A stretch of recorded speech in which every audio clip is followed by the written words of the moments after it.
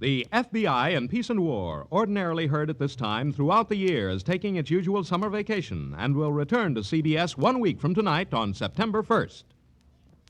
Broadway's My Beat. From Times Square to Columbus Circle, the gaudiest, the most violent, the lonesomest mile in the world.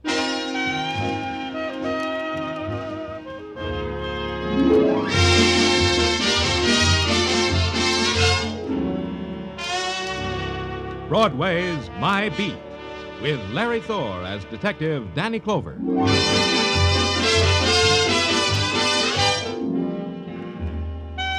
Broadway. It's a swamp that'll drag you breath by breath into its shadowed pools, or it's a meadow shining with golden light.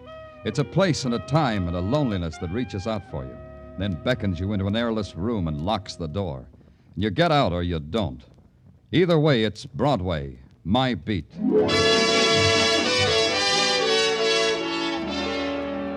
A man dies in silence and in dark, and the city sets up a shrieking clamor, and you're part of it. You ride a scream through the crowded, heat-heavy streets, and then you hit a dead end. And it's a building, and a room at the top of the building, and it's a man lying in the center of the room while other men take notes on the history of his dying. All right, Joe, get one from this angle, huh? Yeah, hold the hiya, light while I Danny. focus, will you? Hiya, Danny. Okay, that's good. Got it. Now get a shot of all that food. Oh, what a banquet this guy laid out for himself. Danny, come over here. This'll interest you. It never interests me, Doc. What have you got? Val Dane, the novelist. Ever read any of his stuff? No. Neither do I. The wife does, though. Says she's mad about him. But she went mad over Rebecca of Sunnybrook Farm. Well, let's have tea some other time, huh, Doc? Tell me about Dane. Yeah, well... Hey, first tell him about me, huh, Doc? Tell him about me. Oh, yeah. Danny, this is Clem Picasso. Yeah, that's who I am. Picasso. Picasso, haven't I heard your name someplace? Sure you have. Clem Picasso, the painter. I paint flagpoles. That's where it was. You were painting a portrait of a flagpole for Dane, is that it? No, you don't understand. I'm the real article. Let me tell you about me. Yeah. If it wasn't for me, you guys wouldn't even know Dane was dead. Tell me more about yourself. Well, I was painting a flagpole on top of this building, see? All of a sudden came a gust of wind. I grabbed hold of the pole, dropped my pail of paint right through that skylight there, see? I look for spilled paint. I find a dead man. That is the experience that happened today to Clem Picasso, flagpole painter. Unforgettable. It'll live in my memory, too. You got anything to add to that, Doc? Only this, Danny. This room is a fortress. Dane must have built it on top of his penthouse for a retreat. It's ventilated by an air conditioning system. The only source of outside light is that skylight, and that's at least 30 feet from the floor. Mm-hmm. There's no phone, and the room was locked and bolted from the outside. Dane couldn't get out. This place is bare. No writing materials, nothing. Yeah, like a tomb. Maybe he needed this kind of atmosphere to think. Maybe. All the boys found when they broke in here was Dane and that table, loaded with food, all jarred. Fruits, chicken, all sorts of good things to eat. What's the matter, Doc? You hungry? Just tell me how Dane died. He died of starvation, Danny. Huh? Yeah, all that food, and he died of starvation. Curious man, this Val Dane. Huh, Danny? I could have dropped it right there. Val Dane, I told myself, had committed suicide by starving himself to death, thereby obtaining new material for his next novel. That's what I told myself. That's how much sense it made. And that's why I couldn't drop it. In New York, hardly anybody dies in a vacuum. A man as famous as Val Dane never does. There has to be a close friend or relative to break the news to, and in a case like this, to question. It wasn't tough to find out that Val Dane had a wife, now divorced, and a city directory said she lived on West 79th Street. It was apartment 105. As simple as that.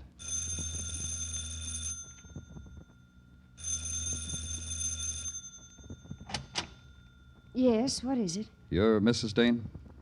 Well, only approximately. Mr. Dane and I are divorced. I've kept his name for my son's sake.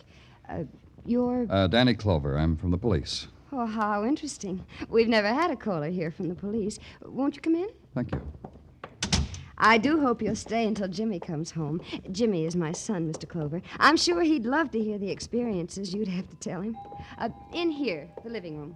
That's quite a collection of glass toys there on the floor. Clowns, building sets, animals, and all in glass. Jimmy must be an unusual boy. Oh, yes, he is. That's all I have left in life, Mr. Clover. To make him happy. There's something I have to tell you that might make you quite sad. About Jimmy? No, it's about your former husband, Val Dane. He's dead. Oh, I'm so happy. Well, I mean, I'm relieved. I was afraid with Jimmy being on the streets... Then it doesn't affect you, Mr. Dane's death? I think I should be more sad if I read in the papers that a man I never met had died at the age of 93. I see. No, you don't, really. How could I feel sorrow for Val Dane? He was a miserable 10 years thrust into my life. Why do you say that? Because he was a talented egoist. He cared nothing for Jimmy. He cared even less for me. We lived for him. He lived for Val Dane. When did you see him last? 2 years ago. In that horrible cabin in the Adirondacks. He forced us to go there so he could write. And one more thing, Mr. Clover. Yes? When you write your report about me, put this down. Put down Joanne Dane, Val Dane's ex-wife. She's glad he's dead.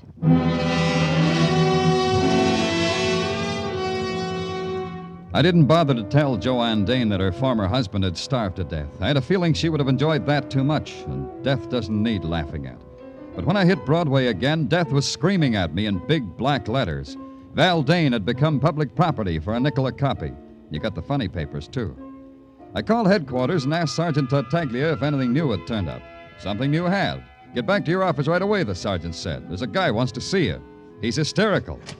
The sergeant wasn't kidding. Something in my office makes you laugh like that? The pollen, maybe? I can't help it. It's rich. It's the richest one I've ever heard. Okay, come out of it. Who are you? My name's Brooks, Lyle Brooks. Lyle Brooks, huh? Tell me gently, what's so rich? Oh, if I think of it again, Lieutenant, I shall roll on your floor in continued convulsions of hilarity. And think of something real sad, like a right to the jaw, and tell me what's on your mind. Why, Val Dane starved to death. Don't you think that's funny? No? Well, I think it's funny. What tickles you about a man's death, Brooks? About Val's death? He was such a pig, and he starved to death. Well, that, Lieutenant, is humor. Category ironic humor. What's your interest in Val Dane's death? I'm his ghost. Ghost, huh? Tartaglia. Yeah, Danny. Now, what do you want? Book this guy for impersonating a human. Hey, that's a serious... Right Huh? now. Tartaglia, book him. Well, sure. For impersonating a human, huh? Come on, you. Policemen have a sense of jest, too, I see. Come on, you. So I'll explain. I am Val Dane's ghost. You're doing it again, Brooks. His ghost writer. I did much of the writing which is credited to our so literary Mr. Dane. That's why I came to give myself up. To give yourself up, huh? Did you have anything to do with his dying? Assuredly not. But you might think so. I hated him. Val Dane cheated me time and again. But this time was the biggest cheat of all. What's he talking about, Danny? I'm talking about The Great Fake, Val Dane's latest book. I wrote at least half of it, you know. Got no credit. Val said I would get credit. What are you trying to tell us? Just this. If Val Dane met with foul play in any way, I should head your list of suspects. Me and Cynthia, of course. We mustn't forget Cynthia. Oh, we can't forget her. Cynthia who? Cynthia Troy. Why, everybody knows she's the woman in The Great Fake. Heavens. Do you mean to say you haven't read the book, Mr. Clover? Mr. Clover hadn't, but Mr. Clover did. The Great Fake, new novel by Val Dane, available at your favorite bookstore, $3 the copy.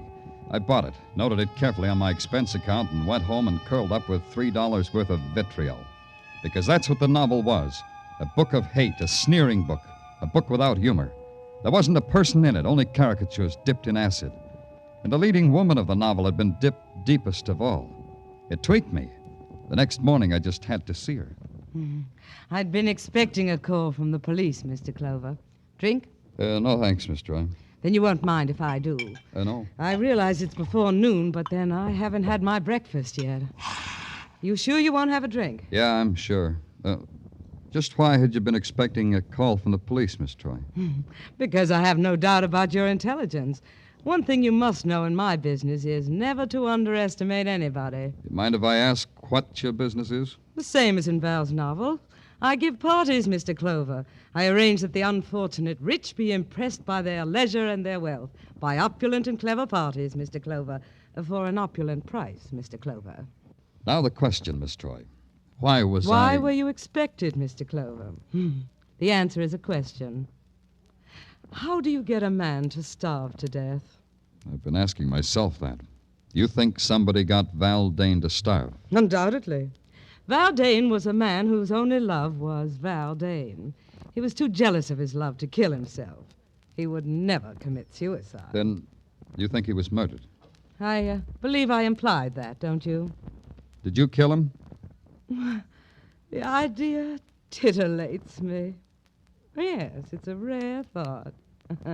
Ask me that again, Mr. Clover. Look, Miss Troy, the social graces aren't one of my, social graces. In your circle, how do you tell a lady to quit stalling? By telling her. Then let's quit stalling, huh? Very well. You've read Val's novel, yes? It made a fool of me, didn't it? Is that why you killed him? Locked him in that room and starved him to death? I should like to have done that, Mr. Clover. The idea... Yeah, I know. It titillates you. You've started a train of thought, Mr. Clover. I should like to have locked him in that room and spent days of ecstatic joy watching Val Dane starve. I went back to the clean, almost domestic air of the police laboratory and waited while the lab boys checked and rechecked the coroner's report. No matter how you shook it, it came out that Val Dane had died of starvation. Then it caught up with me what Cynthia Troy had said. It would have given her days of ecstatic joy to watch Dane starve. There was only one place anyone could have done that. That was from the roof and through the skylight of Dane's death room. I took a uniformed officer with me because maybe that kind of ecstasy leaves a clue. Danny, I've been over every inch of this roof. There ain't a particle of it that ain't intimate and familiar to me. I'm also sick of the sight of it under my nose. Okay, officer. You can get up off your hands and knees now. Thanks, Danny. You know, Danny, maybe it'd help if you told me what it is we're looking for. I don't know. Thread of cloth, a cigarette butt, the smell of hate. The smell... Huh? Hey, Danny, you dizzy from the altitude or something? No. You can go now, officer. I won't need you anymore. Okay. Hey, you know, it's kind of pretty up here. Huh? All the lights of the city. Gee, that reminds me. I think I'll take my wife to the top of the Empire State Building. It'll be like a second honeymoon. Well, so long, Danny. Don't stay too long in the night air. Yeah. There has to be something.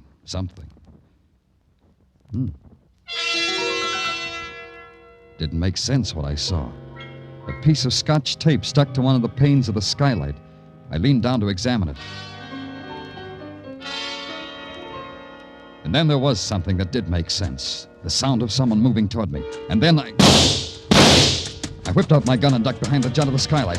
And then it found me.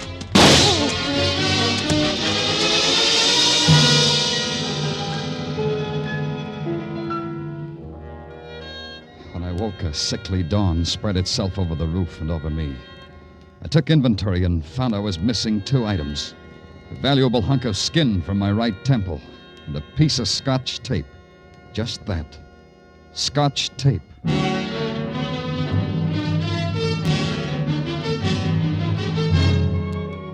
You are listening to Broadway's My Beat with Larry Thor as Detective Danny Clover.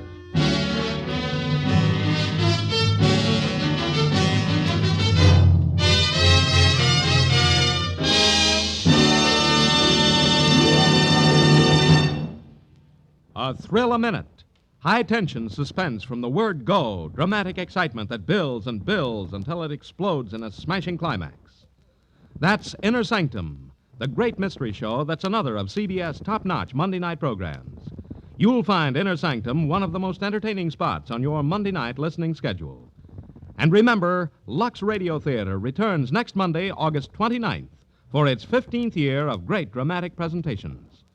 Inner Sanctum, Lux Radio Theater, every Monday night over most of these same CBS stations. Now back to Broadway's My Beat.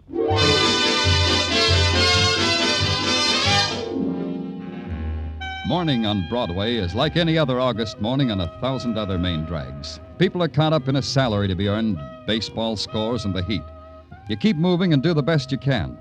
The best I could do was to try to push my way through a brick wall. Progress was practically at a standstill. But by now, one thing was obvious. I had a murder on my hands. Val Dane had been found starved to death in a locked room with a banquet spread before him. That in itself was something to nick the curiosity. But when I got too curious, somebody had taken a shot at me. Draw a line and add that up, and you get a 6-letter word meaning foul play. At headquarters, after I had my head bandaged, Sergeant Tartaglia was terse and intelligent about the whole thing. I can't figure it, Danny. Now, don't try, Tartaglia. If you could figure it, you'd become invaluable to the department. You'd never get your pension. Did you get what I told you to? Yeah, 1 piece of frosted glass, just like you said. Thanks. Where'd you get it? Now, Danny, where would you get a piece of frosted glass at police headquarters? Out of the men's powder room. You better hurry up with it. Yeah. Now, we'll tear off a piece of Scotch tape. Now, we'll paste it over the glass like this. What are you doing, Danny? Pasting Scotch tape on frosted glass. It's the latest craze. Now we hold it up to the light. Look through it, Tartaglia. Get up close and look through it. Hey, you can see right through it. The part of the glass with the Scotch tape on it, you can see right through. Hey, that's a neat trick, Danny. It's also a clue, Sergeant. The skylight to Val Dane's retreat was frosted glass. Somebody stuck that missing piece of tape on the glass so they could watch Val Dane die. Uh-huh. Tartaglia, suppose you were locked in a room loaded with food and you were starving to death. What would you do? I'd eat the food. Unless what, Tartaglia? Unless nothing, Danny, I'd eat the food. Unless what, Tartaglia? Danny, I said I'd eat the food unless it was Unless it was poison, Danny. You're so right. Tartaglia, I want all the food found in Val Dane's room transferred to the technical lab right away. I want every piece of it analyzed for poison. I want the analysis on my desk as soon as possible. Right. Now, wait a minute. Yeah. Danny Clover speaking. Plainclothes Meshikov, sir, assigned to follow Cynthia Troy. Oh, okay, Meshikov. What do you got? At 9 a.m. this morning, Cynthia Troy entered the Fifth Avenue apartment of one Michael Green. Who? Cream. Michael Cream. C-R-E-A-M. Cream. You know, like in cream. So I took a plant in the hall. At 9:15, I heard loud voices, which at 9:20 become a heated argument. Who's this Merkel Cream? Oh, him I checked. He's a yogi. A yogi, huh? Oh, that's interesting. These guys go on starvation diets to get next to their souls. Thanks, Mechikov. Stick with Cynthia. Hey, Tartaglia. Yeah, Danny. Get my bed of nails. I'm calling on a yogi.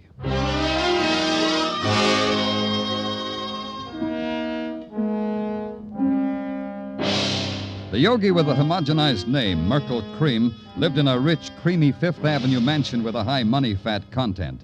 The outside stairs were covered with a thick layer of perfumed oriental carpet. When you rang, a girl made of copper with bells on the ankles of her bare feet and a jewel stuck in the middle of her forehead opened the door. With a scented arm, motioned you into the presence. The presence was a muscular man with the body of a professional football player, wearing a plumed turban and an imported English tweed loincloth. He sat in the middle of the floor, bathed in the celestial glow of a baby pink spotlight. And then the presence spake. You have come. Yeah, Mr. Cream, Speak not when I speak. You have come. You said that. You have come to attune yourself to the eternal harmony that lies 6 fathoms deep in the cosmic sea. You will go into the cleansing room. Huh? You will go into the cleansing room and there cleanse yourself and attire yourself in a loincloth. You will find a suitable array hanging from pegs. The panther skin for you, I think. Look, Mr. Have Cream... no fear. They are sterilized after each use. Now go, tortured one, go. Look, Cream, I'm not here to cross your palm with How silver. dare you speak to Merkel Cream thus? How dare you, savage? That's me. Look into your crystal ball and tell me why you should scream at a tortured one named Cynthia Troy and vice versa. How did you know?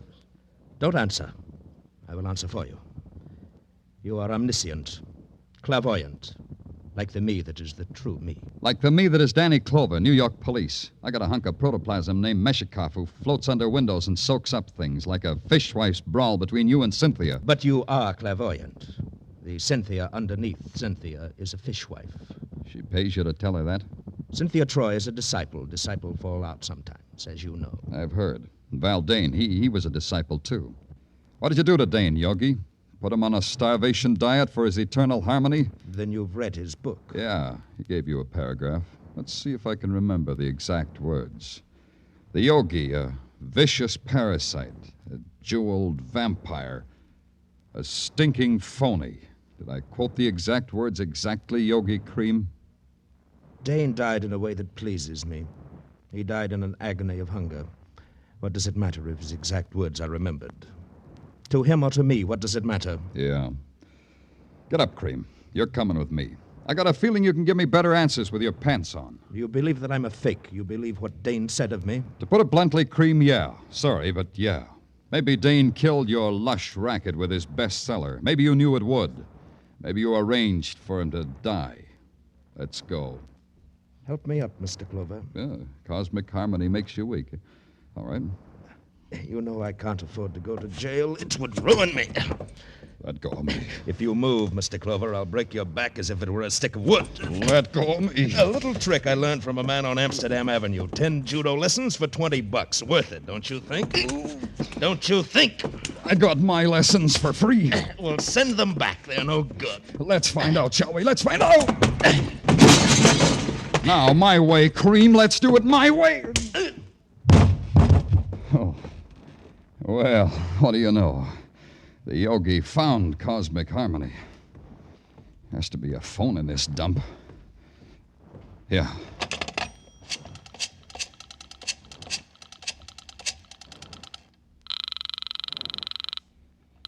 Headquarters, Tartaglia speaking. Tartaglia, this is Danny. Send a stretcher to pick up Yogi. Mr. Merkel Cream? Yeah, he spilled out of his bottle. One stretcher coming up. Hey, Danny, we got a report on that food. Yeah?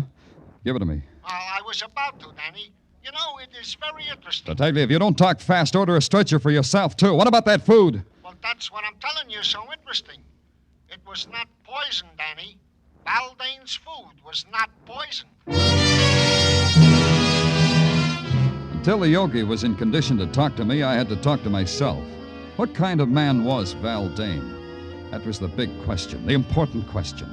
Locked in a room long enough to starve to death, and he refused to touch the food, the unpoisoned food at his fingertips. Why? What was the mentality of the man? Once, long ago, he had been human enough to marry, to have a family. Maybe that was the clue. Once somebody loved him. Maybe his ex-wife, Joanne Dane, would be calmer now. Maybe she could divorce her memory from ugliness.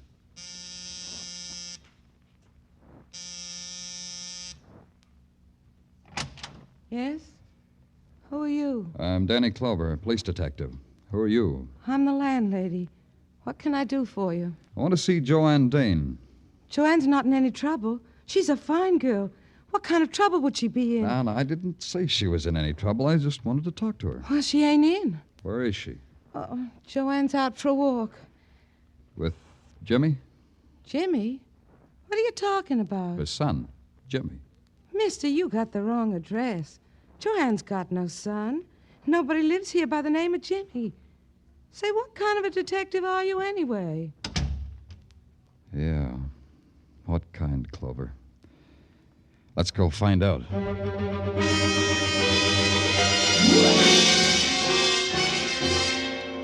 Oh, here are the vital statistics he asked for, Danny. Yeah? Hey, when are you going to take me to see South Pacific, Danny? Oh, any day now, doll. I'm just waiting for that inheritance. Oh, Danny, stop pulling my leg. Here. Know the vital statistics, Danny. Read it to me, doll, because your voice is like honey. Read it to me. Get him.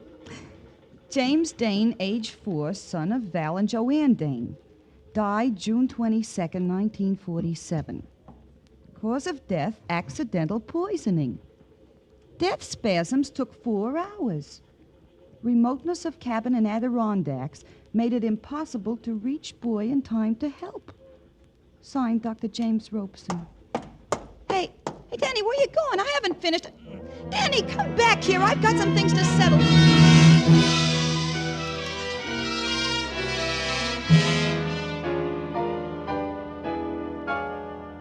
I was out when you called before, Mr. Clover. Yeah, I know. Joanne, your landlady said you'd gone for a walk. With Jimmy. Jimmy loves to walk on a sunny day like this. Where's Jimmy now? Out playing. Joanne, I asked you before. Now, don't lie. When was the last time you saw Val Dane? I won't lie. A few weeks ago, as I told you. A few weeks ago, yeah. Another question. Why did you go to see him? To ask him for money. I hated myself for it, but Jimmy needs clothes. You see, he'll be going to school this fall, and... I see.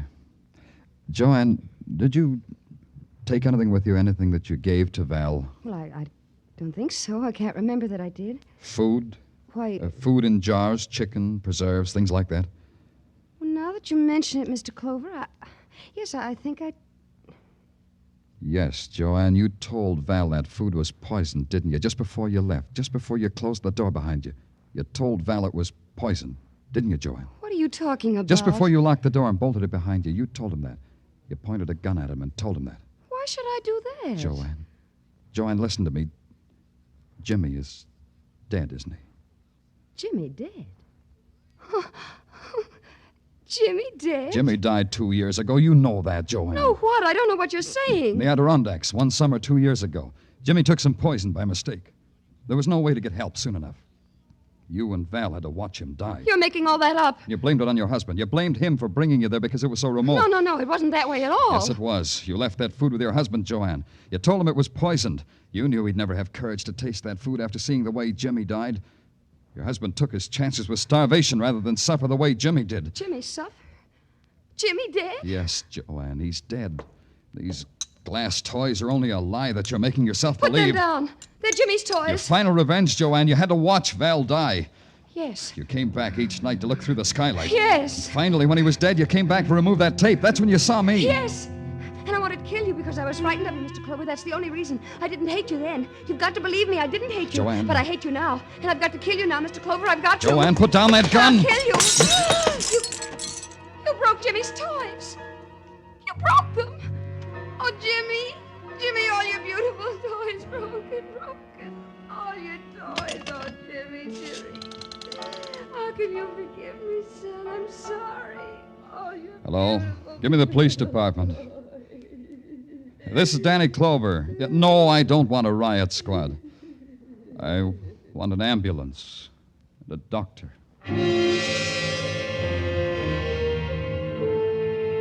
It took 15 minutes for them to come, and in that time I watched the shadow soak up the remnants of her mind. How do you tell a woman her life is done? How do you fill it in reports? How do you make statistics out of it and file it in a ledger? How do you write sorrow as a number? How? Broadway's really living now. It's got a creamy yogi back in circulation. Cynthia is throwing a marvelous party for Patrolman Mishakef.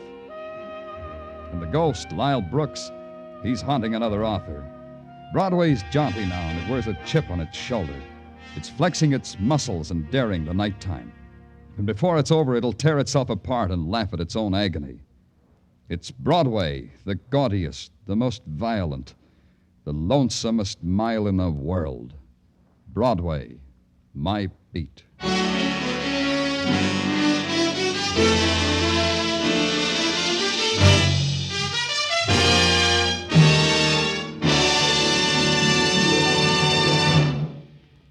Broadway's My Beat, with Larry Thor as Detective Danny Clover, was directed tonight by Cliff Howell, with script by Morton Fine and David Friedkin.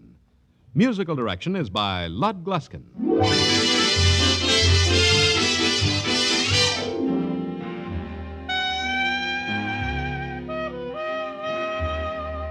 That man is coming back again.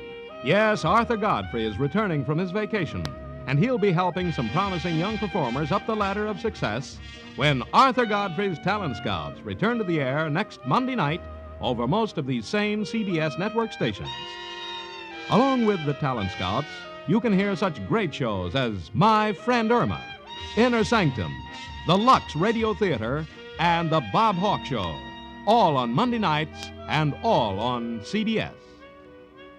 Stay tuned now for Mr. Keene, which follows immediately over most of these same CBS stations.